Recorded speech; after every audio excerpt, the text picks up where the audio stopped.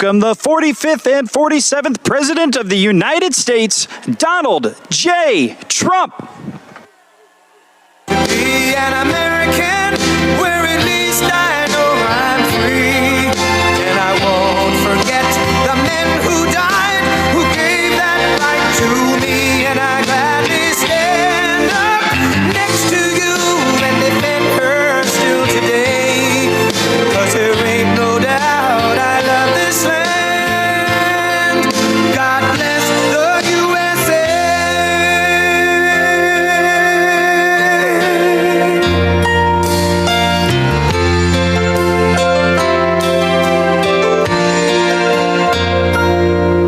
From the lakes of Minnesota to the hills of Tennessee, across the plains of Texas, from sea to shining sea, from Detroit down to Houston and New York to LA, where there's pride in every American heart, and it's time we stand and say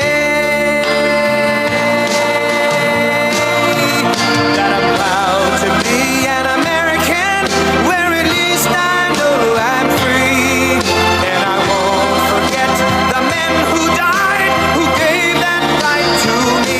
And I gladly stand up next to you and defend her still today. 'Cause there ain't no doubt I love this land. God bless the USA.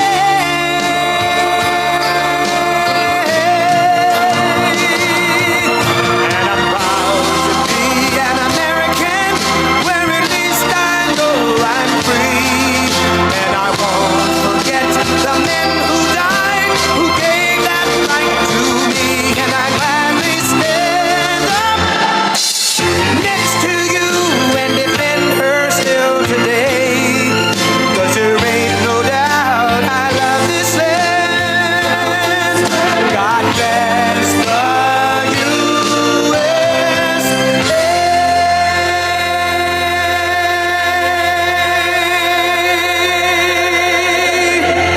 Oh, thank you very much. This was just a little quick stop that we made yesterday. Let's go to North Carolina. We want to go to North Carolina. And what a crowd. Thank you very much. We appreciate it. There'll never be anything like this. You know, you say, let's go to North Carolina. We get this great crowd. Outside you have people. It's crazy. We're having a great time. And you know, these ladies right here, they've been to, I think, over 200 rallies, but I'm not going to say it. And this time I made it easy because they come from North Carolina. They didn't have to travel. Today they traveled about a half an hour, right? Isn't that nice? Instead of traveling all over the country. They're unbelievable. And you look better than you've ever looked, and I'm not allowed to say that. You know, if you say that, if you say a woman looks beautiful, which you do, it's the end of your political career. But I don't care. You look beautiful.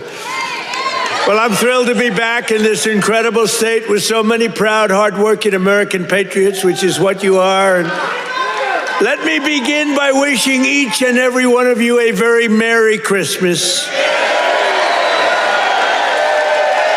Remember, they didn't want to say Merry Christmas when I first started. 2016, we don't want to say Merry Christmas. I said, no, we're going to bring back Christmas.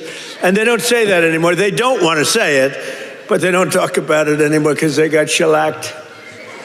We're here tonight to celebrate 11 incredible months. It's been the most successful first year of any president in the history of our country. It's true. It has been, isn't that a big statement? But it's a statement that you read all over the place. I mean, who could have done better? I don't think anybody could have done better than us, not me, than us. We're in this together. Since my inauguration, we've created more than 53,000 North Carolina jobs, including 8,000 North Carolina construction jobs. More than 150,000 North Carolina residents have been lifted off of food stamps. They're very happy about that. And after your horrible hurricane, which produced more water damage than any hurricane in history, the Democrats let you down. They really did. Remember, they wouldn't do anything. Remember?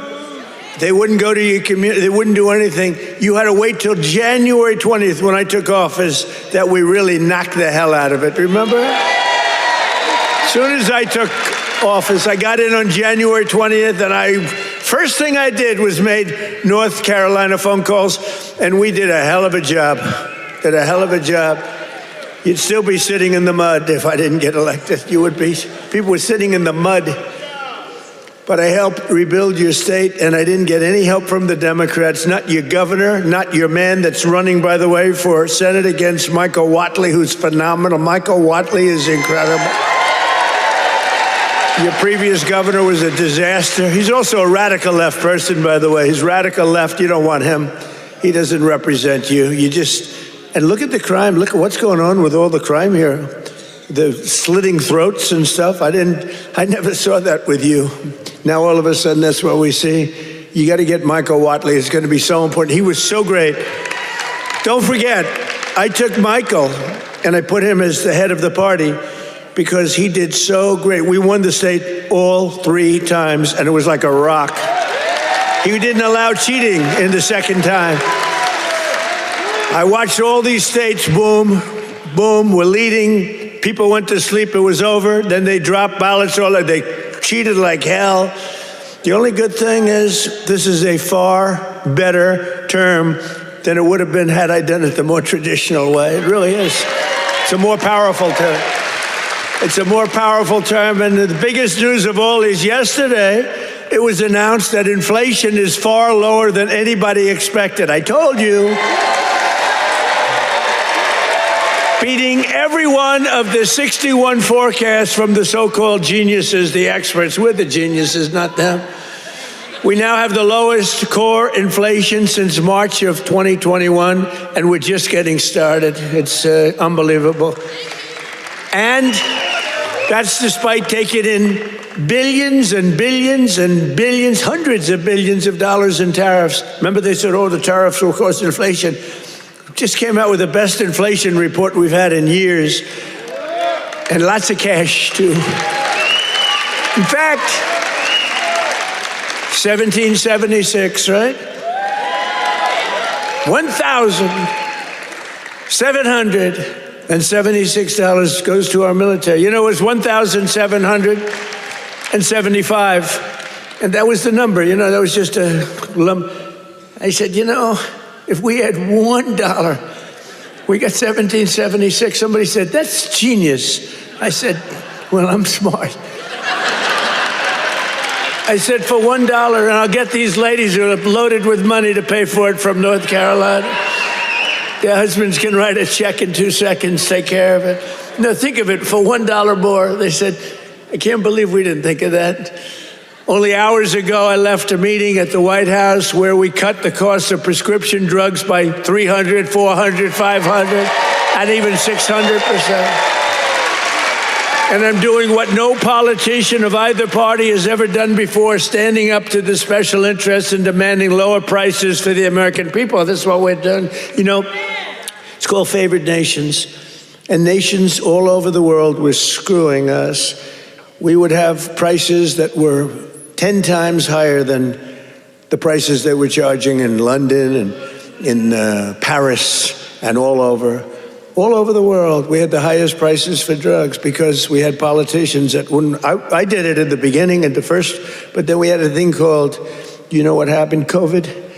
And it was sort of hard to go after France and Italy, say, listen, on top of all your COVID all over the place with everyone dying, we want you to pay a lot of money for drugs. You can't do it. But we did it, and nobody's ever even thought of doing it before. I've negotiated and really did it directly with 17 of the world's largest drug companies, as well as foreign nations that were taking advantage of your country for decades, many decades. For years, Americans have been paying the highest drug prices anywhere in the world by far, 10 times more sometimes, 15 times more, while other countries pay drastically less for the exact same drug made in the exact same plant, in the exact same country. But under my most favored nation, you know what that means? That's a legal term. Drug pricing executive order I just signed a couple of months ago. and is now being implemented. We have declared that the United States will now pay the same price as the lowest price of any country anywhere in the world. And we should honestly, this is the biggest thing to happen in medicine, I think, since the founding of our country. You know, I don't mind. They actually have a great location. You know, we've had people that look so good behind me that some of them went to Hollywood and actually did very well. You know? See, they may have a better location, but nobody's going to Hollywood. They can only see the back of your head. Look at all the television. Look at all those cameras. It's crazy. But we did something nobody's ever done before. Nobody's tried. Nobody thought they could do it. Don't forget, the drug companies turned out to really do the right thing. They really did. And they were there at the White House today. You saw them. Some of the biggest companies in the world were there. The rest of them are coming next week. But the big problem was foreign countries. They would have to take their drug and raise it from $10 to $20 to $30, maybe to $100, maybe 10 times more. But it really doesn't work that way because the world is a bigger place than the U.S. And so you're not going to have to raise it that much, but you have to raise it. And they always said for 50 years, they say, let the United States pay. And for 50 years, the United States got screwed because we're paying so much more. Drug that was selling for $10 in London sells for $130. That's 13 times more in New York. 13 times more, so $10 in London, $130 in New York.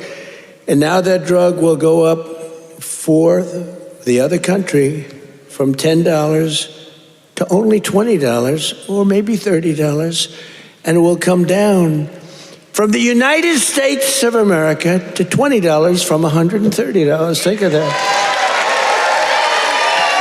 Think of that. That's the biggest price reduction. When you talk about cutting prices, cutting costs, and cutting prices, you talk about affordability. You know, the Democrats, they're the ones that got us into the mess. They're the ones that caused the high prices. And then they come out and they look at those fake news people back there. They go, this election's about affordability.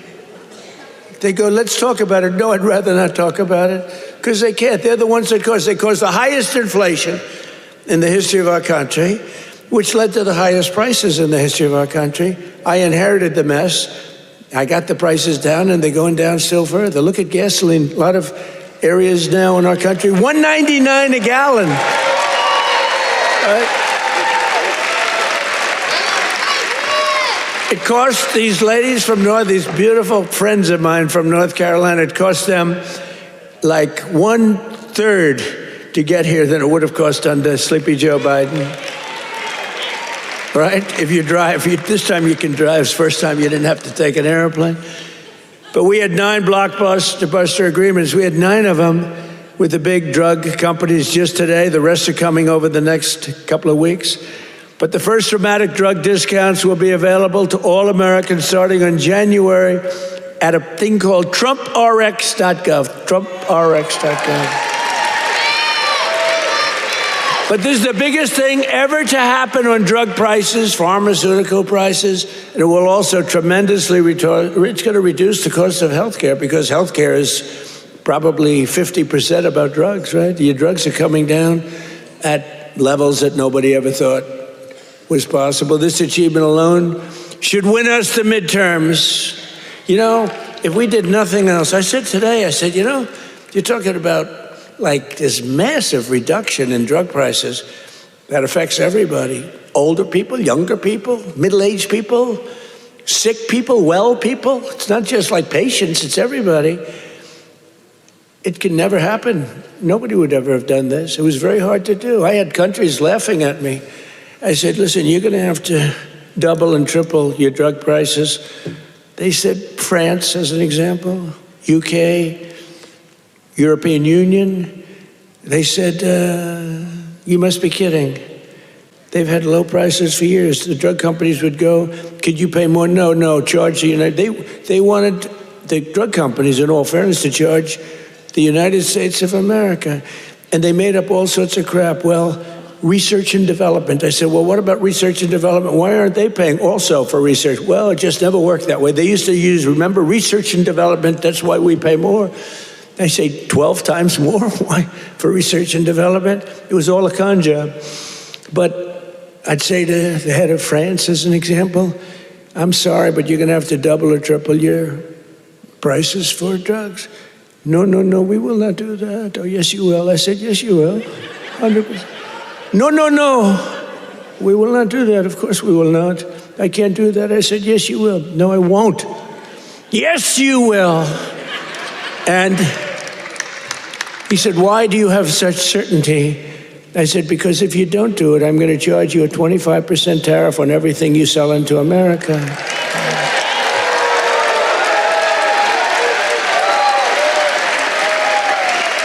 And I said, because that was really the sticking point. They just would do it. They told the drug companies for years, we're not doing it. We're keeping that pill at $10. We're not going to raise it. And the drug companies said, well, you know, it's unfair. I mean, they're paying 10 times more, sometimes 15 times more. That's okay, let them pay more. We're not paying more than that. The prices were stuck for years. And no president did anything about it. Sleepy Joe Biden didn't know he was alive. The last thing he cared about was this. He didn't care about anything. He just wanted to make it through. But they cheated. Look, he was surrounded by radical left. Hey, did you see on Mar-a-Lago, did you see how corrupt that was now? It's all come out. Wow, it's all come out. Some life. It's all come out. They were totally corrupt, radical left lunatics. Not stupid people, by the way. He was, but the people that really ran the country and that really ran the auto pen, they were not stupid. But think about what we've done. Under the Trump administration, America will not be ripped off any longer. So can you imagine these countries? And when I told you the example before, from $10 to $20, you know, that doesn't sound like much, but it's a doubling of the price. You know, that's a doubling of the price. And if it went to 30 or 35 or 40, you know, that's still a doubling, tripling, or quadrupling of the price. But I said, at 25% tariff, it's much more money than what you're talking about. So they would say to me, all countries, you know, obviously they said no at the beginning, and they would have told a normal president no, and that would have been the end of the conversation. So they said no to me, and I said, no, you'll do it, 100%. And they said, what's wrong with this? 100%. I said, 100% that you're going to do it. The one asked me, why are you so certain? Why would you say that I would quadruple the price of drugs in France or someplace? I said, because if you don't, we're going to charge you a 25% tariff. That tariff is worth 5 times more money than you're talking about. And there was dead silence on the phone. And then when the gentleman, Emmanuel, is a wonderful guy, when he spoke, he said, you have a deal. Have a deal. He's a nice guy, too. But you can't blame him, you know, this has been 40, 50 years, you can't blame him. But it was the same conversation with everybody. No, we can't do that. No, I cannot double the price of my drugs. I said, no, maybe triple or quadruple. But it's still much lower than we were paying. You know, we were paying a number that was crazy, 13, 14 times more. As president, I'm also taking in the gigantic health insurance companies that have gotten rich on billions of dollars of government subsidies. And I want the money to go directly to the people. I want the money to be paid directly to the people so that they can buy their own health insurance, which will give far better benefits at much lower cost. By the way, what I told you about buying the drugs at this massive dollar discount, it's like from where it is, that's going to have a huge impact on the cost of health care. The current Unaffordable Care Act, commonly known as Barack Hussein Obamacare, was created to make insurance companies rich. It was bad health care at much too high a cost.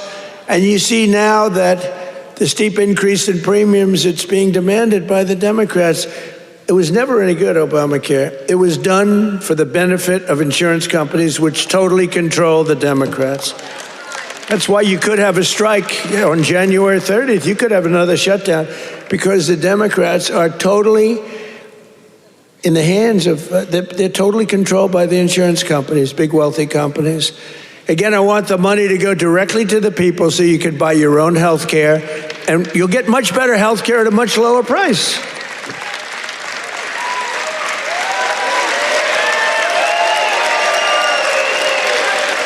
And the only losers will be the insurance companies that have gotten rich.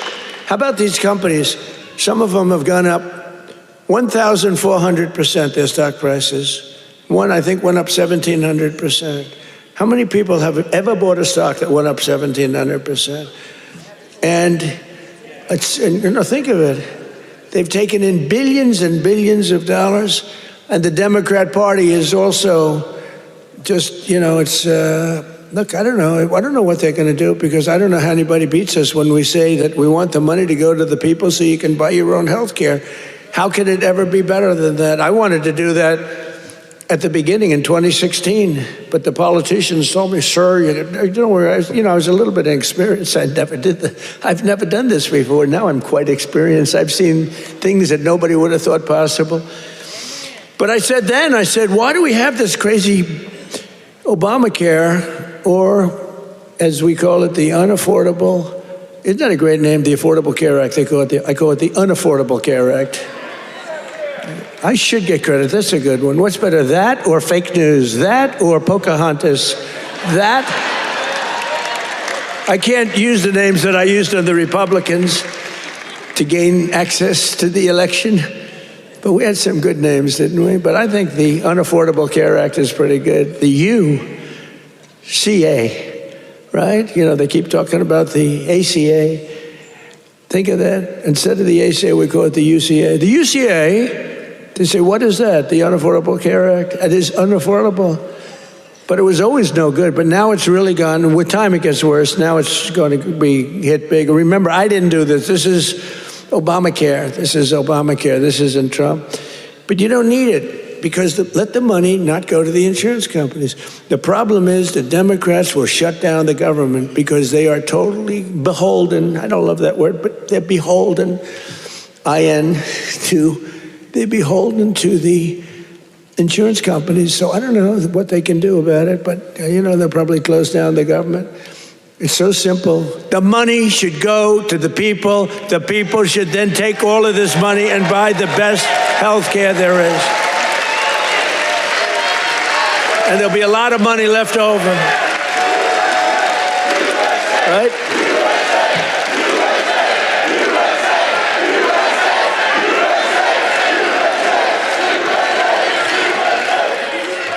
But they'll not be happy. But that's okay with me, because you, the hardworking citizens, and finally you're going to have great health care at the right price, so you're going to have it. Although today I did suggest one thing, because when I was watching these big drug companies get up and talk about things, they were giving free medicine, and they couldn't have been nicer, they couldn't have been better, and they were, giving us a hard time a while ago, but it worked out good. I said, you know what I'm going to do? I'm going to call these insurance companies fat cats. They are fat cats. I'm going to call the insurance companies, and I'm going to set up a meeting with them, all of them, and maybe I'll have the same luck that we had with the health companies, with the pharmaceuticals and the drug companies that we had. So rather than just saying we're not going to deal, maybe they'll give us a deal, like cut the price by 50%, and maybe then it starts to make sense. So I'm going to meet with them. Who knows? Who knows? And I'll either meet in Florida. I'm going to Florida. I'll either meet in Florida, because I work all the time. So I'll either meet in Florida, or I'll meet in Washington the first week right after we all come back to going to our wonderful jobs. And I'll sit down with, it's like 12, 13 people. It's basically these big monster companies. 13, 14 if I want to be generous. Get 14 people in a room and let's see what happens. Maybe they'll surprise us, but maybe we'll ask them for a 50% cut. And maybe they'll give it. You know, you never know. You saw what happened with the drug companies. They're giving free drugs to they've been unbelievable. But they do love our country. And I probably think the insurance company guys love our country. They just felt they were dealing with stupid people, so you can't really blame them. Over the past 11 months, we have brought more positive change to Washington than any administration in the history of our country. That's true. And there's never been anything like it. When I took office last January, I inherited a mess, and very simply, I am fixing it. Joe Biden gave us the worst inflation in the history of our country. A lot of people say, you know, the fake news says, it's not the worst in history. It's the worst in 48 years. Oh, okay, sorry. No, they do. They say 48 years is okay. But when I say history, they go crazy. That's when I let them win. I say, I'm sorry, apologize. I like that hat, 47.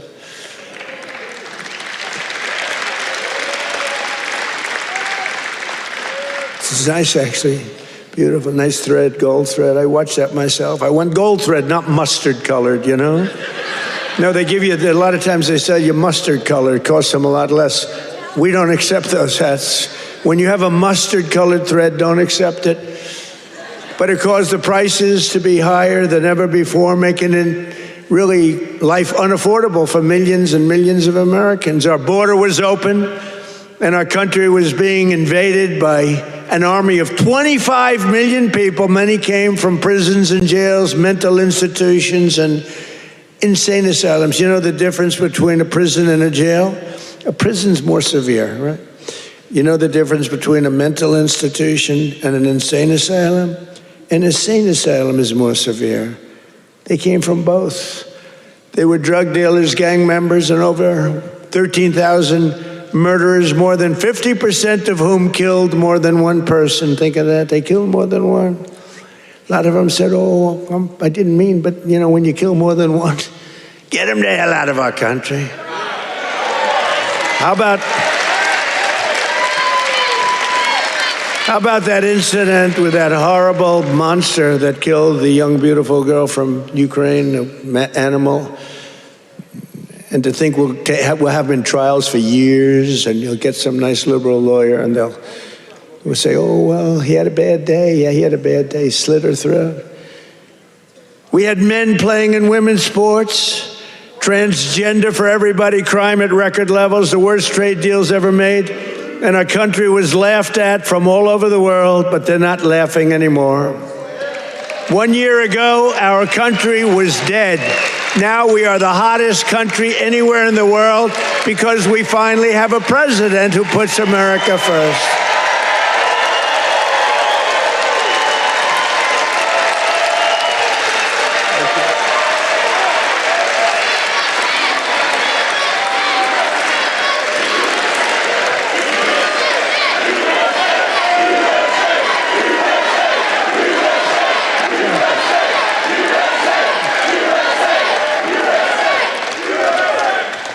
The last administration and their allies in Congress looted our treasury for trillions of dollars, driving up prices on everything at unprecedented levels.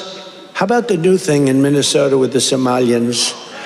They stole, now it came out, the great U.S. attorney up there, they came out, think of this, $9 billion, and they think that's just the beginning.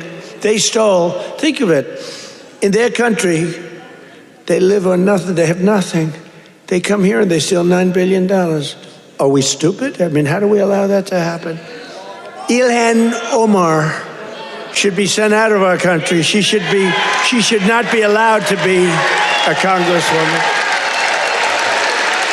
She married her brother either to stay or to get him into the country. And yesterday she, I guess, made up a story. She said the police attacked her son. They stopped a car, and the police said, we never attacked him, we never stopped him. It was a made-up story. She's a con person. She's full of con. She says, zero. She said, you ought to get her the hell out of our country. That's what you ought to do. She made up a story that the police stopped her son's car and they harassed the hell out of him. It turned out to be a fake story. There was no stoppage of his car and there was no harassment. But think of that, in Minnesota, this beautiful place, once beautiful, I don't call it beautiful, you got a governor who's a stupid person and a corrupt. He's corrupt and stupid. But he allowed this to go on. He allowed this to go on. Everybody knew what was going on. But what nobody knew is over $9 billion. And the people of Minnesota are not happy. And you know who's running for governor? Mike Lindell. Do we like Mike Lindell? That man suffered. That man suffered. What he did, what he went through because he knew the election was rigged. And he did it. He just did it as a citizen. Mike Lindell, I'll tell you what, every time I introduced him, he got the biggest hand. I hope he does great. He deserves to do great. That man suffered. These people went after him. They went after his company. They did that with me too, but at least I knew what I was getting into.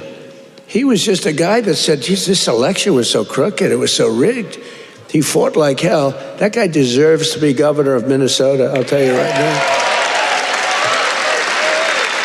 He's a great guy, too. But I'm bringing the prices down, and I'm bringing them down fast. You know that? As I saw the other day, and as I showed to people the other day, I made a speech. It was very well received. You know, we had one problem. I put up these gorgeous charts, and it says chart. And I'm, sort of talking about the chart. You're reading into a piece of glass. I got no audience. I got just people, very hostile people waiting around.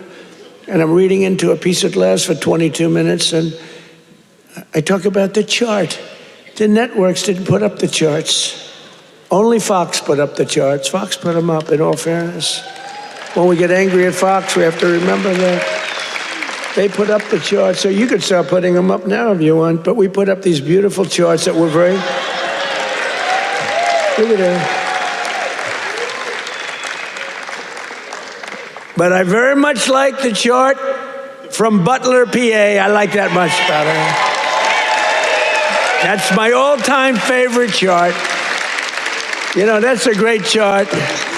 They're all great charts, but I never like a chart like that chart I put up in Butler. Just take a look at the chart right here. That was a good chart. I love that chart so much. I sleep with that chart. But this is okay. There'll never be a great chart for me. It's only the one. Compared to Butler, all charts stink. But look at that chart. Look at the kind of Biden price increases and Trump price increases. Look at that. They're all Biden. We're bringing the prices down. Look at that chart. NBC and CBS and ABC fake news. They're fake news. Oops, that camera just went off. Sorry about that. Every time I mention that camera, you see the red light back there, you see it go off. ABC fake news. I think ABC's the worst. Believe it or not, George Slopadopoulos, he paid me about $16 million. You have George Slopadopoulos. I heard Chris Christie lost his job. They fired Chris Christie. And they have a great young woman taking his place who happens to be Hispanic and happens to be phenomenal. She's going to do a great job. But they fired Chris Christie. I guess you know why? He wanted to eat all the time. No, they fired him. He was bad news. But I'd say ABC is the worst of the networks. I would then say NBC is horrible. I mean, just horrible. They had this guy on, this fake guy, the fake senator. I call him the fake senator from a place called Georgia, right? And he was talking about all the, things. He says he's a church leader. It's funny, if you go in as a church leader, they talk about church and state, right? He's allowed to talk about, he said, I'm going back to my church and I'm going to pray this morning. I'm going to talk about all these issues. If a Republican said that, they start screaming church and state. They don't scream, but NBC is really bad. And CBS, I love the new owners of CBS. Something happens to them, though. 60 Minutes has treated me worse under the new ownership than... They just keep treating me. They just keep hitting me. It's crazy. And then you have Marjorie Trader Brown, I call her, because green turns to brown under stress. So I call her Trader Brown, which I don't like doing because 2 words is too much, 2 out of 3. We're changing to Marjorie Taylor Greene. I'm going Marjorie Trader Brown, so I have to trade. And a lot of people don't understand 2 words is too much to change. I actually like Marjorie Taylor Brown better, but everyone says Marjorie Trader Greene is good, but they're all good. But what the hell happened to her? She must have been a stone cold liberal. She's on CNN now all the time. Can you believe it? And it was only because I couldn't call her back. You know, I have 218, 19 to change it, but we have 200 and some odd congressmen and women. I have 53 senators. I have 212 countries. I've got a family. It's nice to talk to my family too. You can't call a president every single day, and then when the president doesn't call you back, she goes around saying, he doesn't call me back.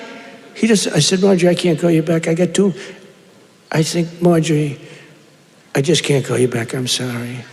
And I wouldn't call her back. And she goes onto a rant. He won't call me back anymore.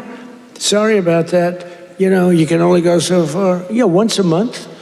Once every week or 2 weeks, but you can't, you know, highly neurotic. Her, not me, but I'm neurotic too. I think I'm probably very neurotic too. I always say controlled neuroses is good. Being neurotic, no good, but if it's controlled, that's okay, it gives you some energy.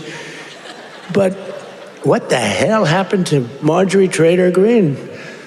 It's unbelievable, but she dropped out because I wasn't going to endorse her, and the person I would have endorsed was going to kill her in the polls. So she dropped out. And then they talk about how brave she is. No, brave would be to stay. And, you know, it's one of those things. But she dropped out. I can't believe it that people can change so much. But you can't go from being a strong conservative to a stone-cold liberal unless you were lying. You know, you can't do that. I mean, you can stop liking somebody, or you can say, I don't know, she's fake. Look, front row Joe. What are you doing in the second row? What happened? Well, you're in the front row. That's good. It's front row Joe. I don't know who's been there, the front row Joes or you? It's pretty close, I think. Very different, very different types. Would you stand up, please, in the front row? Just stand up. Look at these women. Look. How incredible they are. Right? Even front row Joes will admit they're very great, right? Look how beautiful they are. People like you built our country. You built our country. And that's why we love you. You built our country. The people in this room built our country. Under Sleepy Joe Biden, car prices, gasoline prices, hotel rates, airfare, and more went up 30 to 75%. Now they're all coming down. We're all coming down. Take a look at that. Isn't that beautiful to look? The same is true with groceries. The price of a Thanksgiving turkey was down by 33% compared to Sleepy Joe's high-priced era. Don't forget, when you have the highest inflation in history and or 48 years, do we think and look, in terms of a speech, I think 48 years is the equivalent of history. Do we agree? Can we say? Because they had a piece on me today in one of these fake newspapers, which are all dying. They're all going bankrupt, thank God. But they're the worst. That I misrepresented by saying history. It's actually 48 years. And I said, you know, that's not a bad misrepresentation, I don't think. The price of eggs is down 82% since March. Do you remember? There the people are. Do you remember? Fake news. Do you remember when I just got elected? It was a big thing. We won every swing state. We won the popular vote. We won by like 312 to 200 and something, and like low 200. And we won everything. We won districts, the word district. We won districts by 2,750 to 525. That's a slaughter. And that's the thing, when you see everything's red except for two little lines on the left and the right, meaning New York and California, that's the one that really is incredible. 2,750 to 525. We won everything in a slaughter. We won everything. And what a great thing it was, right? When you can have an election that good. And they tried to rig it. Remember we had the thing? Too big to rig. Remember that statement? That was a big thing. They tried like hell. They gave up at about 9:02. It was too big. It was just a landslide. They couldn't do it. They cheated a lot. But we made it too big to rig, and I appreciate you getting it. I said, the polls had us up, pretty way up. And a lot of times when that happens, you'll say, let's go out and watch a movie, and we'll come back and watch the president win. No, I said, don't watch a movie. Go out and vote. But it was too big, so it came back. What an evening. That was, what was better, 2016 or 2024? Tell me. I don't know. 2016 was pretty monumental. What was better? I don't know. Beating Hillary was fun.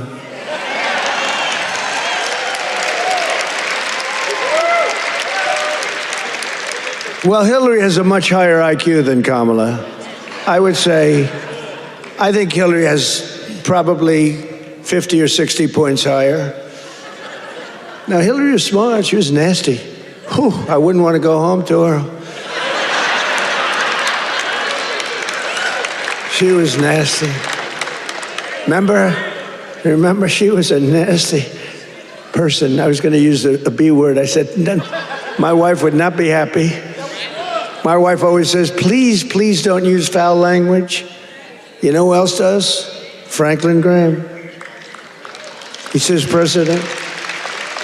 He says, I love your speaking ability, President. You're a great speaker, although nobody says it. You know, I get these big crowds, but did you ever see the press do a story that I'm a great speaker? They say, oh, he looked tired. Oh, he's this. Oh, he's that. Yeah, I mean, it's crazy. I get crowds, the biggest crowds in history of anything, not only of anything. They never say, he gave a great speech tonight in front of 45,000 people. Look at the crowds that we get are the biggest crowds ever. Before the election, we're getting 80. We had 117,000 people show up in New Jersey. It was a great speech. You know what they said? He looked tired. I looked tired. You can't be tired in front of 117,000 people. It's not possible. You got a lot of adrenaline. The adrenaline is pumping, right? But that's why they're fake news. That's why nobody listens to them anymore. But remember that we slashed the yearly cost of new mortgages by $3,000. Look at the mortgage chart. We slashed them. Look at that. Look at that. Oh, boy. Look at how much you made with me and lost with that sleepy guy. But everything now is falling, and the only things that are going up are your salaries, the stock market, and your 401ks. They're going up. Do you remember when I first won in 2024, and I was at my first conference? I'm 2 days in. You know, we're recovering from all the hoopla. 2 days in. In fact, I took a day off. They said, something's wrong with the president. I said, I just got here. There's nothing wrong with me. Something's wrong. He took a day off. What's wrong with the president, right? Every time. Do you remember when I had 28 news conferences in a row over 28 days? Sometimes I gave 2 or 3 in one day. And then I took my beautiful Kai, my beautiful granddaughter is a very good golfer. I took her to play golf one morning, and I was in the office very quickly. Something's wrong with the president. Do you remember the rumor was that I had passed away? Do you remember that? I won 28 days in a row. I took the kid to play golf. And we play very fast. She's good at, I'm a very good golfer. And we play very fast. We play in 2 hours. We're in, and I mean, I said, baby, I got to get out of here. I'm sorry, honey. Enjoy your day. Go hit balls or something. I got to get out of here. I got to go to work. And I got a call. Friend of mine, oh, you're okay? And I said, yeah, what's wrong? I said, I'll be back in the Oval Office in 30 minutes. Oh, I said, what's wrong with this guy? Then I got another call. Oh, you're okay. They said that I had passed away. Do you remember that? First day in 28 days, these people are sick. That's why I've taken more physicals, because I think you have an obligation to, report. And I hate when they put out false reports. So they put out a report that Donald Trump. So I took a lot of physicals. And I did something no other president's ever done. I took cognitive tests. Because I know that, and by the way, not easy. You get to those last questions, those last 10, 15 questions, nobody on that stand could answer probably any of them. And I got them, I aced them. And no other president's taken a cognitive. Could you imagine Sleepy Joe taking a cognitive test? I don't think he'd get the first question is like, what is this? And they show a lion, a giraffe, a fish, and a hippopotamus, right? And they say, which is the giraffe?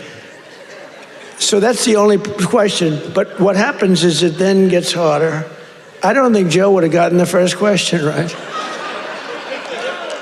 He would say hippo. I want the hippo.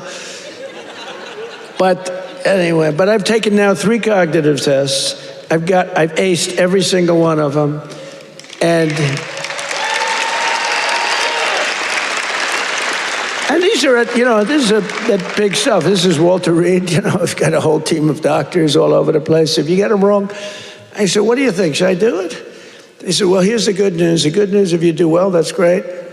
Actually, if you do well, they won't report it. If you do badly, it's going to be the biggest story in history. They said, it's possible that if you do badly, the word will leak out and you'll look very bad. I said, this was on my first test. After that, I knew that I can do very well.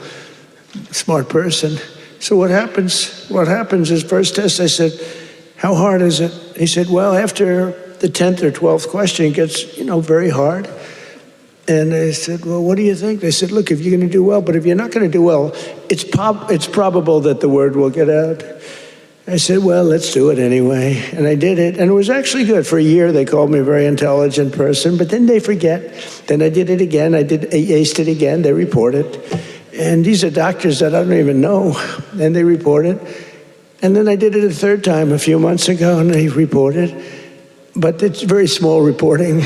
But can you imagine if I did badly, right? Could you imagine that, front row Joe? Would I be in trouble? They'd say, there's something wrong. But I like to do it. But I had perfect health. And they reported his health is perfect. And they interpret that. And the fake news interprets when the doctor says he's got perfect health, they go, what does he mean by perfect? There's something wrong with the president. These people are sick. Now, there will be a time when perhaps I won't be 100% true with all of us, right? And when that time comes, I will let you know about it. In fact, you'll probably find out about it just by watching. But that time is not now, because I feel the same that I felt for 50 years. I really do.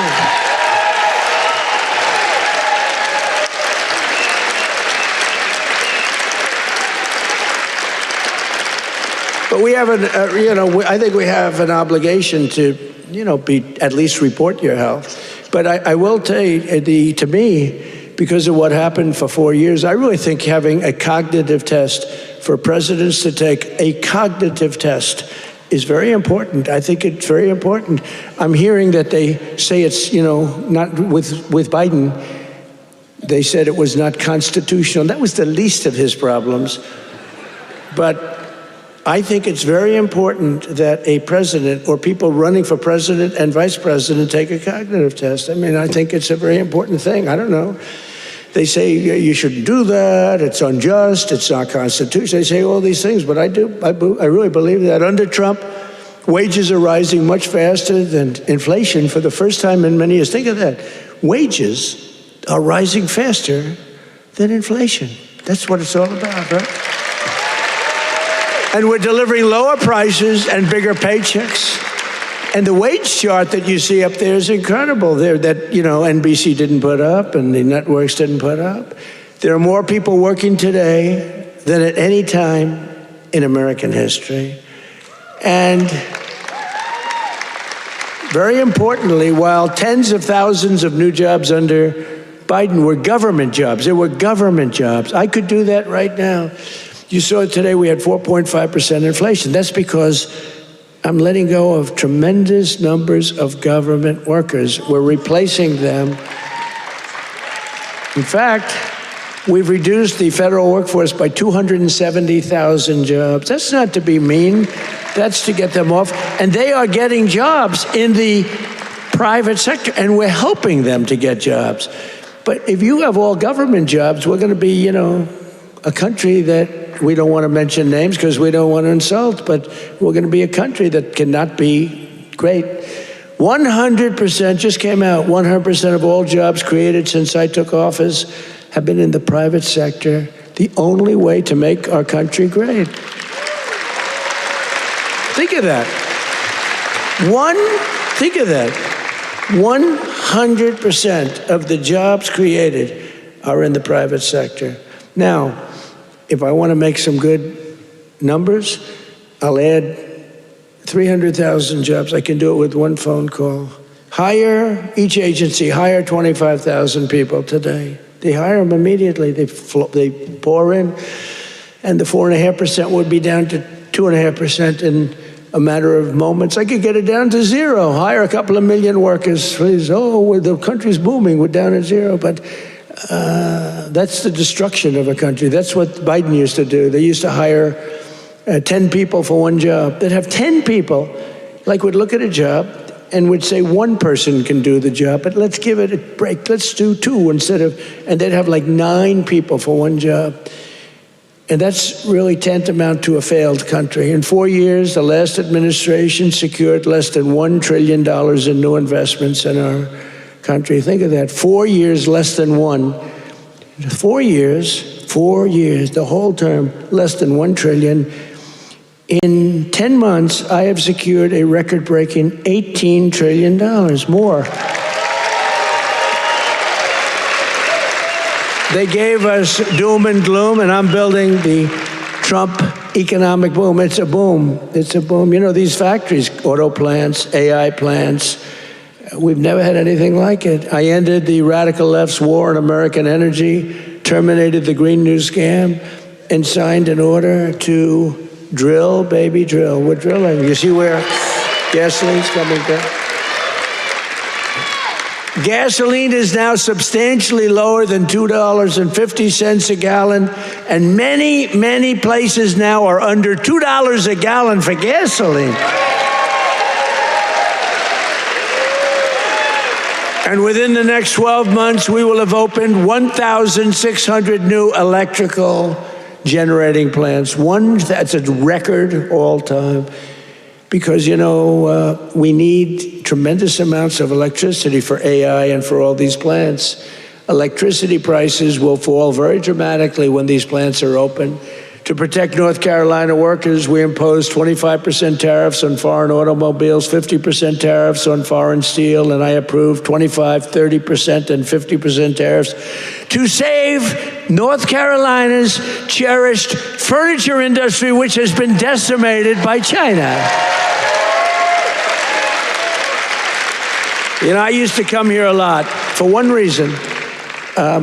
I'd build hotels and I'd build different buildings and I'd come here to your furniture area. I used to love it. Those people were so talented. I'd buy so much furniture. And that was before politics. I did great. I was very good at real estate, I would tell you. But I used to come to North Carolina to buy furniture for lobbies or furniture for hotels. And I was here a lot. I mean, you've been decimated, but it's coming back now because I put tariffs on, big tariffs, actually. But I remember I'd say to a guy, I like that chair. You don't realize what I did. I would look at a chair. The arm of a chair was very important to me. I said, I like that chair, but this arm has to be a different shape. And you got to chisel that. I'm a very aesthetic person, believe me. Except with women. I don't care what a woman looks like. I used to say beautiful. Now I don't care. Since politics, I never mention looks anymore. The most beautiful woman can walk right across. I don't even look at her anymore. Because in politics, that's the sign of death. We don't look. But I do look at the arm of a chair. And I'd say to your artists, they were artists. They were artisans, you know. I'd say, no, can you give a different curve? Can you do a little more carving at the end? They would, right in front of me, bing, bing, bing, bing, bing, bing. They were like geniuses. You lost the business. It went to China and other places, but mostly to China, because they never put tariffs on, just like they didn't put them on chips, just like they didn't put them on cars. You lost 58% of your car industry. By the way, it's all coming back. Some of it's coming back here. It's all coming back. Because to bring a car into our country is costing 25 to 50% tariffs now, and they can't do it. They can't compete. Tariff is, and I won't say it because it gets me in trouble, my favorite word. No, I want my fifth favorite word. Do you remember when I said the word tariff is my favorite word in the dictionary? Remember that? And then the fake news got me. What about religion? What about God? What about your family? What about your wife? What about your children? I said, they got me in this one. So now tariff is my fifth favorite word. And now I'm okay. It's my fifth, 5. Now I'm okay. But starting in the new year, the people of North Carolina will also see the dramatic results of the largest tax cuts in American history, including no tax on tips, no tax on overtime, and no tax on Social Security for our great seniors. No tax for our seniors. Tell me what? Let's do a poll. Because you know these pollsters charge you $1 million to ask a question, then they just write down an answer. They don't do polls. It's a total con job. Some of these polls. One thing I don't like about Fox is their pollster. Total fake. Their pollster's the worst. They've been saying they're going to get rid of them for 10 years. The fake pollster, then you have the election, you win by numbers that are like through the roof. But Fox has been treating me good. They have great people there. Sean Hannity is great. Jesse is great. Laura is great. Greg is great. They're all great. We have great people. The morning is excellent. Who? What? Which corruption? Where? Oh yeah. Well, we have to do that. We're going to take care of that. We're going to take care of corruption in our country. I mean, I was talking about Fox. I don't know. He's talking about corruption. No, it's okay because he's on our side, but he's just a little ahead of me. He's talking about corruption. I'm talking about Fox, how good the anchors are, right? But they are really great. They are very good. But the pollster's no good. You know, he's no good. The pollster's terrible. But we still get good numbers. But the numbers are actually much better than that. But we're joined tonight by Heather Whitley, a bartender and server in Nashville, North Carolina, who will save over $5,000 from no tips. Think of that. From no tax on tips. Heather, where are you, Heather? Are you here, Heather? Where are you? Where are you?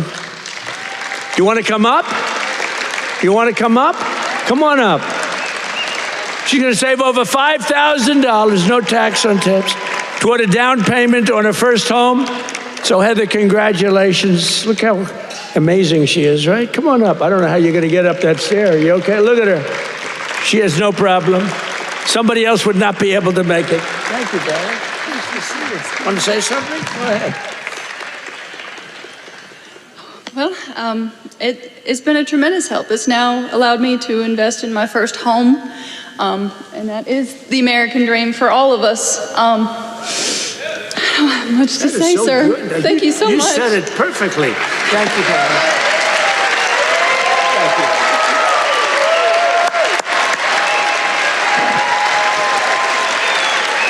Heather, you don't realize you said that so perfectly, because that's what it is. You're going to get a home and you're going to be happy as can be, and you are a great person. Thank you very much. You couldn't have been better. Thank you, darling. Also with us is Austin Harding, a police officer, highly respected, a loving father from Monroe. Austin and his wife are raising a son with autism, a beautiful son, beautiful person, and are passionate supporters of MAHA, and they love Robert F. Kennedy Jr., so do I. And with no, thank you, Austin. And with no tax on overtime, Austin will have thousands of dollars, many thousands of dollars more to help care for his wonderful son. Last but not least, we have Carolyn and Charles Thurston, who run a successful small business providing care to senior citizens. That's great. Not only did we make their small business tax deduction permanent, helping them to expand, but under no tax on overtime, their employees will have much higher take-home pay, and that makes their job a lot easier. So, Carolyn and Charles, please stand wherever you may be. Oh, that's great. Thank you. So it's going good? Going good? Good-looking couple. Thank you very much. Another key part of our tax cuts is known as Trump accounts. You hear about that? You put money in, and they are knocking them dead. It's great. It's Michael Dell Computer. He put up $6.25 billion. How do you like that? He started with no money, and now he puts $6 billion plus into the first accounts. I mean, think of that, $6 billion. It's, to be exact, $6.25 billion. Even the second part is a lot. And we've had a lot of great Wall Street titans and a lot of great real estate titans. They're all putting money in Trump accounts. It's for kids. They get a certain age and they're going to have money. It's going to double and triple, hopefully. It'll do well. Under this new program, the federal government will be creating an investment savings account for every single newborn American child with $1,000 to be invested and grow over the course of their life. So they'll reach 21 years and, you know, they could be very good. They will consider themselves rich. I mean, it's a lot of money, actually. Friends, family, employers, and loved ones will be able to add thousands more each year, like a trust fund for every American child. It's something that people have wanted to do, but honestly, I give Mr. and Mrs. Michael Dell, go out and buy a computer from Dell, because I'll tell you what, they love the country. Great people. Every single Democrat in Congress voted against these incredible benefits. Every single Democrat said no, including a guy named Don Davis right here from this district. He voted against it. That's why you got to vote against him. Don Davis voted against no tax on overtime. He voted against no tax on tips. And he voted for the largest tax increase in American history. He wanted the largest tax, and he's your congressman. So I don't know if you know him. And honestly, I'm good at politics. I never even heard of this guy, so he hasn't made a big impact. But he voted yes on every single Biden disaster, including massive inflation, open borders, sanctuary cities, and the Green New Scam. Don Davis betrayed North Carolina. Don Davis did nothing about the flood. He did nothing about the hurricane. I did it all with your congressman and with a couple of Republicans from your state that put their lives on the line to make sure this got done. And we had to wait till January 20th. They wouldn't do a damn thing. The waters didn't recede. They were living in areas that didn't have water, and now they were surrounded by water. And by the way, Elon Musk, with his incredible, you would call it contraption of communication, incredible. I said, Elon, we need 500 of those. You couldn't get them because it's been very successful. He said, you'll have them tomorrow. You got to give him credit for that, you know. I have my little disagreements with him. I don't believe in the mandate where everybody has to have an electric vehicle within an hour. You know, I don't, but you got to give him credit. He really saved a lot of lives. Here tonight are some of the warriors who, unlike Don Davis, who's a disaster, vote against him, stood up for North Carolina, including Congressman Tim Moore and Brad Knott. Where are you guys?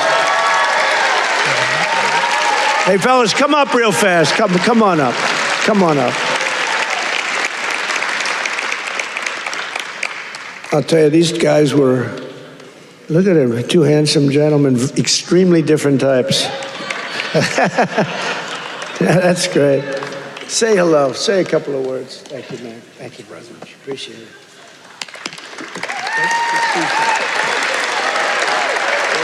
you. Well, everybody, I was with the president when he had his first trip once he took the oath.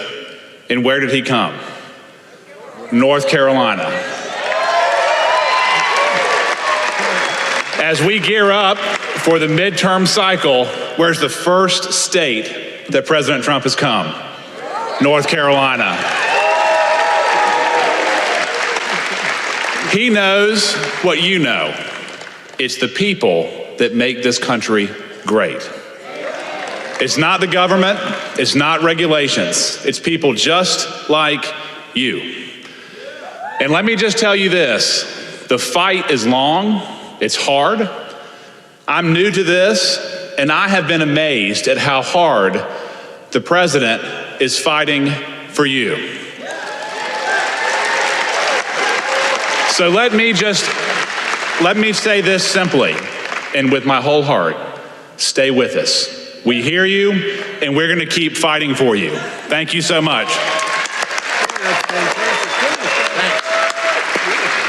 I guess I'll have to lower the mic, Mr. President. Let me just say, echo what Brad said. I cannot think of a better president in the history of the United States. Someone who loves this country, who does so much. Mr. President, I don't know how you do it all. You make the Energizer Bunny look slow. It's absolutely incredible. The leadership that this man shows, not only in our country, but on the world stage. We are finally respected around the world again, and that is not an accident. Mr. President, North Carolina loves you. The United States loves you. Thank you for what you're doing. Great job.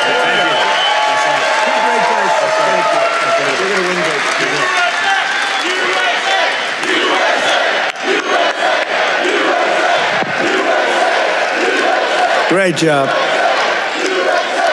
That's a great job. Boy, oh boy.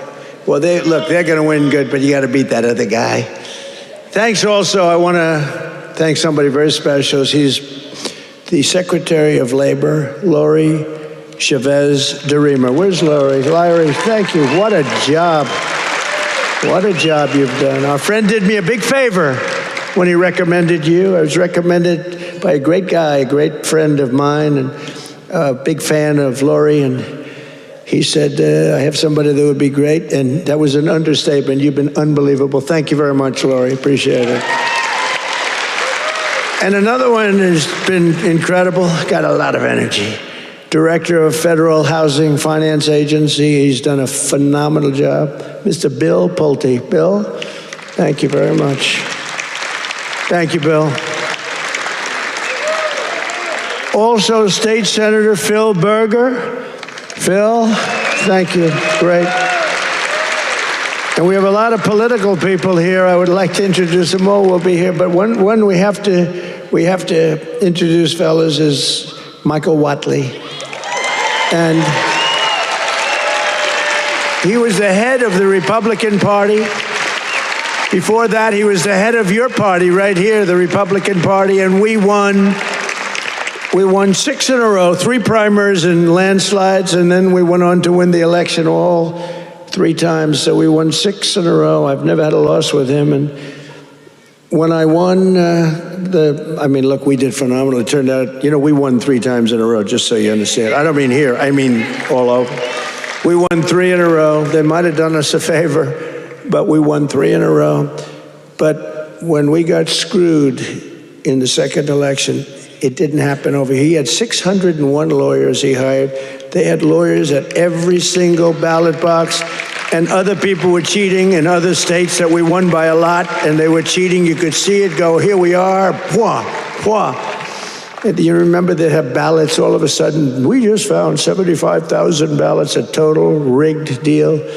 And by the way, you have not heard the last of that, I can tell you. But in this state, that didn't happen because you had a guy named Michael Whatley, and he had every box secured. He had, I think, 2 or 3 lawyers at every station, but he had over 600 lawyers, I think 600. And I said, how many lawyers did you have? 601. I said, that's like genius. He was ahead of it. And you'd watch, people went to bed that night. Everyone said the election's over, Trump won. And then all of a sudden they woke up in the morning, and 3 o'clock in the morning, they found hundreds of thousands of votes in some of these states. It was a rigged election, but not here because of him.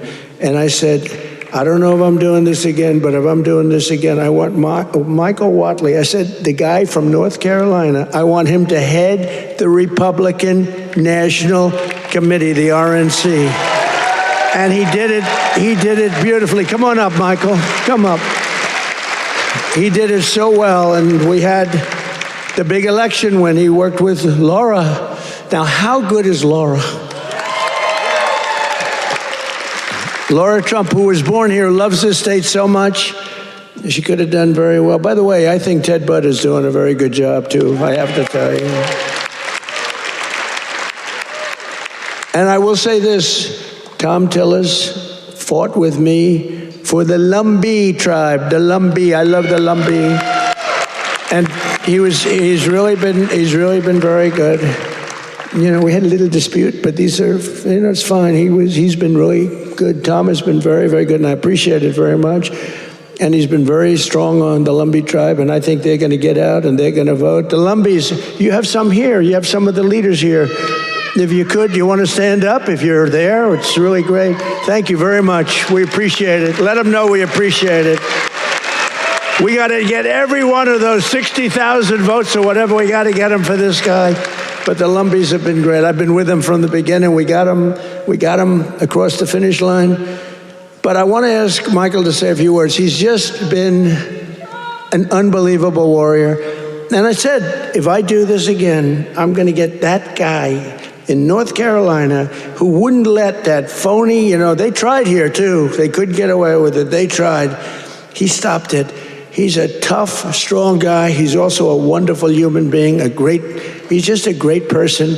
And I want to tell you, him and Laura Trump there's never been a better team. In fact, I said, before he did this, I said, if you had your choice for anybody to be your co-chair, who would you pick? He said, I'd take Laura Trump again, right? Yes, sir. You did say that. But I'd like to have Michael say he's in a fight against a radical left governor who did a shitty job for you. And I really want you, either way, but either governor, because you have another governor that's a Democrat. You know, virtually, I think every state run by a Democrat is a failure. Think of it. And now your state with all these killings, I never heard of killings, but all of a sudden, and they came in through Biden with his open border craziness, and these are vicious people. But I want this man to say just a few words because it's so important that he wins. You don't want to have a radical left senator that basically wants to have open borders, transgender for everybody, men playing in women's sports. Michael, are you in favor of men in women's sports? I am not. Are you in favor of transgender for everybody? I am not. Are you in favor of open borders? No. Thank you. Thank you. Thank you, sir. You know, in 2015, Donald Trump came down that golden escalator, said he was going to make America great again. And he was going to do it by rebuilding our economy, restoring our borders, and making America respected around the world again. And I said, I'm with that guy. And we won in 2016, and we won in 2020.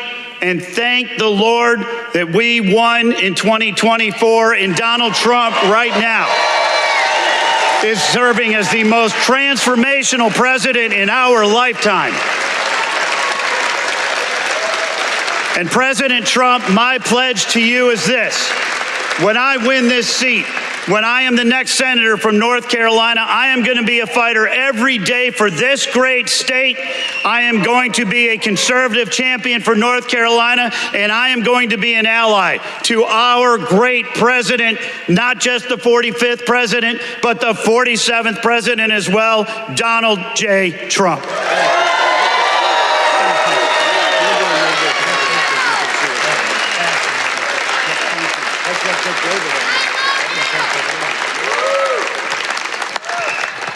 What a great guy he is. So get out and work for him. I hope you can get your group of about 70 women to go out and do it. We can get all the front rows and We got to win. He's a good man.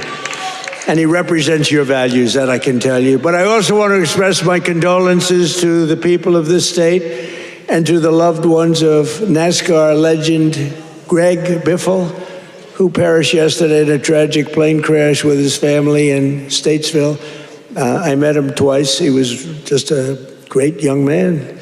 And what a tragedy that is with his whole family. So I just want to pay our condolences, our love. Please. I'll tell you, North Carolina will never forget them. He was, and his family were incredible people. Together, we've achieved more in less than 1 year than most other administrations achieved in 8 years, which is true. Most of them didn't achieve much. Within a matter of weeks, we ended the invasion of our southern border. For the past 7 months, 0 illegal aliens have been allowed into our country. Think of that, 0. And that's made up by Democrats. A feat which everyone said was impossible. Biden and the radical left Democrats in Congress turned North Carolina into a dumping ground for tens of thousands of third world migrants, driving up your rent and your housing costs. According to a government report, over 60% of growth in the rental market came from foreign migrants, paid for by the federal government, by the way. Paid for by the federal government, you, the taxpayer. Mass migration fueled mass inflation, but now we are fixing it, and we have record-setting deportations, and we're really focused on the bad people. We're really focused on the bad people. We have farmers who are great people. They know what they're doing. But we're focused on the bad ones. We're getting the murderers, the drug dealers. We're getting the ones from prisons. We're getting them the hell out of here. We're focused very strongly on that. For the first time in 50 years, we're seeing reverse migration as migrants go back home. We're saying, go back home, please. And we want the bad ones to go back home, because those are the ones that caused the problem. And think of Washington, D.C. Outside of the terrorism attack from 3 weeks ago. And by the way, that young, beautiful man is doing well. You know, we thought we lost both of them. And we lost one who's looking down on us right now. But it looks like he just stood up. Can you believe it? He stood up today for the first time. 2 great people. Sarah's looking down on us, and from heaven, she was incredible, doing so well. But he's doing, they were both about the same. We thought we lost both of them. Hit in the same area, if you can believe it. He was hit hard. But and his mother, Monica, I spoke to her the night of, sir, he'll be okay. Every doctor was saying he doesn't have much of a chance. And she said, sir, I'm telling you, I know my boy, he's going to be fine. I can't believe it. And literally, actually yesterday, he stood up. And he's talking a little bit. I mean, the whole thing is incredible. The mother, I've never seen anybody. I never saw anything like it. She was so positive. She said, I'm praying, and everybody's praying, the whole country's praying, and there's no way he's going to have any problem. He's going to be just fine. It's not even that he was going to make it. It was like, he's going to be fine. Incredible person. In the year before my election, all net job creation was going to foreign migrants, all of it, 100%. Since I took office, 100% of all net job creation has gone to American-born citizens. The migrant invasion also brought massive crime. What's happening with the killings in North Carolina is indescribable. I mean, for the first time, you're in national news all the time with the killings. That's because you're run by Democrats. 2 weeks ago, an illegal alien from Honduras who entered under Biden walked onto a train in Charlotte with a large knife and brutally stabbed a passenger multiple times in the chest. The same savage criminal alien had previously been arrested 2 months earlier, but he was released by authorities to pillage and kill, which he did. Also recently in this state, you saw this one. Nobody could watch it. Another monstrous criminal with 14 prior arrests plunged a knife into the throat of an innocent, young, beautiful girl, Ukraine. She was from Ukraine, who was sitting on a train. You could see she was scared to be there. You could see that, right? Everybody knows what I'm talking about. She walked onto the train. She was afraid to be there. What happened to North Carolina? You didn't have that condition. And then she was attacked from behind violently by this savage. No one can ever forget that look of shock and terror on the young woman's face. It happened so fast as her murderer walked down the train car, dripping with blood all over. Passengers are looking at him. They're saying, what is that? There's blood pouring out from every part of him, from the knife. For years, radical left politicians have been releasing bloodthirsty, violent offenders and criminal aliens back onto your streets under our leadership. We're finally getting illegal aliens and vicious felons off the streets and throwing them out of our country, or in some cases, putting them in the toughest jails in the world, because, frankly, we don't want to let them into their country because we don't want to take a chance that these animals will come back. We're restoring law and order in America.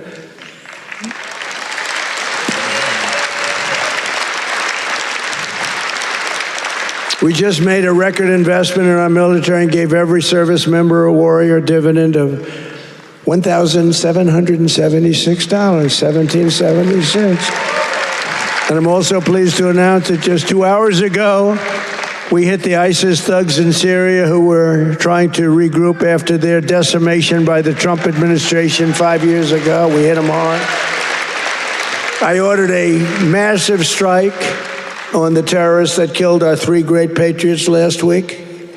2 soldiers, 1 interpreter, all great people. And it was very successful. It was precision. We hit every site flawlessly, and we are restoring peace through strength. We're all over the world. I settled 8 wars in 10 months, destroyed the Iran nuclear threat, ended the war in Gaza, and got the release of hostages, both living and dead, and created peace in the Middle East. We have peace in the Middle East, first time in 3 years, peace in the Middle East. I cut federal funding for any school that pushes critical race theory or transgender insanity. And we completely banned the chemical and surgical mutilation of children.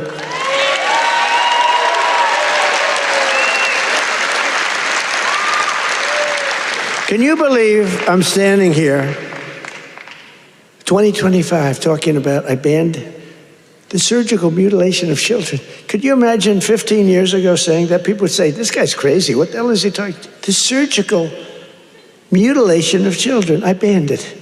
And it's a wonderful thing I did, but can you imagine having to even say it? Or can you imagine having to say that we are keeping men out of women's sports? Frankly, that's less important if you want to know the truth, but it's very important. The surgical mutilation I had to ban, and I did, I banned it. But we're also keeping men out of women's sports. Have you seen some of these records? Have you seen the long distance race? One of these races go all day. They had champion women, they had some very good men, but not the champions. And one man won the race by 5 hours and 14 minutes and 12 seconds. 5 hours, 14 minutes. Think of that. Won the race by 5 hours. What do? Your parents go back home, go to sleep for a few hours, and come back and meet your daughter, and she's supposed to be thrilled? What kind of crap is that? Or the weightlifting records, where people that never lifted a weight before are going into the women who are fighting national championships, almost Olympic championships, and they're lifting 112 pounds more, and they've never done it before? Or the boxers that are getting decimated? You saw the Olympics where they had 2 people that they converted from men to women. They did a conversion, and the one young woman from Italy, a championship boxer, she got hit by a left jab. A left jab, for those that don't do it's just like a defensive punch. She got hit. She walked to her corner. She said, I've never been hit like that. I quit. Then they said, no, go out. You can do it. And then he gave her another left jab. That was it. She said, nope, I can't do it. It's so demeaning to women. And they don't stop. I saw the other day on one of the shows, I think Meet the Fake Press. I'm pretty sure it was that stupid show. And they had a congressman that you all know, a Democrat, saying, no, we have to allow men to play in women's sports. Where do these people come from? Or how about open borders? They're fighting for open borders. If I didn't get elected, our country would be ruined. We would have not had a country. I'm telling you, I'm not bragging about myself. I'm saying we would not have had a country. And now we have the greatest country in the world. I'm telling you, hottest. We're the hottest. We're restoring the name of a great president, William McKinley, to Mount McKinley in beautiful Alaska. That they took the name off and they named it something else. And I renamed the Gulf of Mexico to the Gulf of America. Right? That was a good one. Well, you know, I checked for my whole life. I don't know. I guess I didn't do it in my first term because I was the hunted. I had bigger problems. I had these animals trying to attack me at Mar-a-Lago. They went into my wife's closet, and I'll say this, number one, is very bad, but it sounds a little strange. They looked at her drawers. You have drawer, and then you have drawer. They looked at both. And she's a very meticulous person, you know, like these people, it's just like she'd fit into your group very well. She'd be very happy with her, but everything is perfect. Her undergarments, I want to use a nice, sometimes referred to as panties, are folded, perfect, wrapped. They're like so perfect. I said, that's beautiful. You know, it's the part of the world she came from. Everything was perfect, no problem. Fold, fold, fold. I think that she steams them, make sure. Just that it. We came home. I wasn't there when the raid took place. The raid of a popular president, a former president. She opened the drawers and it was not that way. They were a mess. It was all over the place. And she said, oh, what happened? That's so terrible. But it's terrible. They went into my young boy's room. These thugs are disgusting, and we cannot let them get away with this stuff. We have all the evidence now. We have all the evidence, and we have to do something about it. We have to do something about it. It's illegal, and it's disgusting. You know, I brought a lawsuit, and I'm winning the lawsuit. There's only one problem. I'm the one that has to settle it. In other words, I am suing, and I'm the one that's supposed to settle it. So maybe I'll give myself $1 billion and give it all to charity. Does that make sense? You know, I'll give it to charity. Do you have any nice charities? I have to settle the lawsuit. There's never been a case like this. Trump suit, I sued a long time ago, and it's doing fine. It's a suit, and now, you know, we found all this stuff. Did you see where the FBI didn't want to do it, but the Justice Department forced them to do it? The FBI guys didn't want to do it, but the thugs and the DOJ wanted to do it.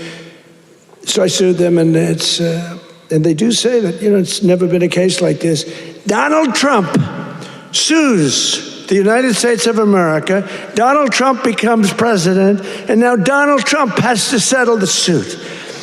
I hereby give myself $1 billion.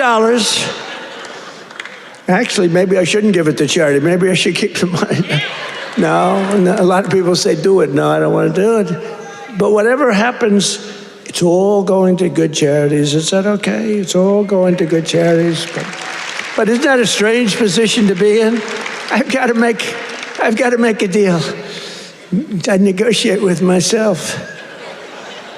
From the skyscrapers of Charlotte to the rolling hills of Asheville, from the sand dunes of Kitty Hawk to the streets of Chapel Hill, and from the factories of Hickory to the small towns and family farms across your beautiful countryside in North Carolina, we are bringing prosperity, opportunity, and pride surging back to your incredible home. Together, we're pairing all these people together. You're coming together. You know, it's coming together like nobody's ever seen, but we're fixing 4 years of disaster and decline. The whole world was laughing at us for 4 years. They were laughing, taking advantage of us, friend and foe. And the friend was worse than the foe in many cases. On trade, they were worse. And we're beginning the greatest years in the history of our country. It's called the Golden Age of America. That's what's happening. We were a dead country. Now we're talking about the Golden Age of America. Think of it in 10 months. Think of that. So in conclusion tonight, after just 11 months, our border is secure.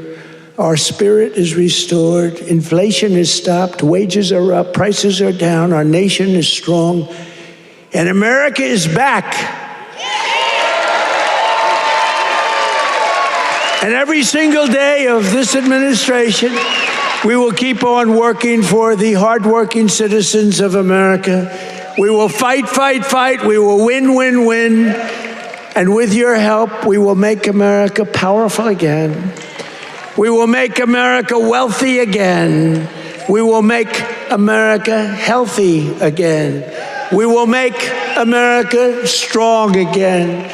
We will make America proud again. We will make America safe again. And we will make America great again. Thank you, North Carolina. God bless you all. And Merry Christmas.